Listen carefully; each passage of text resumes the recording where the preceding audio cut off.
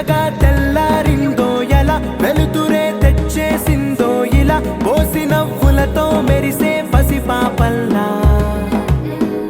చేదతో బావులలో గలగల చెరువులో బాతుల ఈతల కళ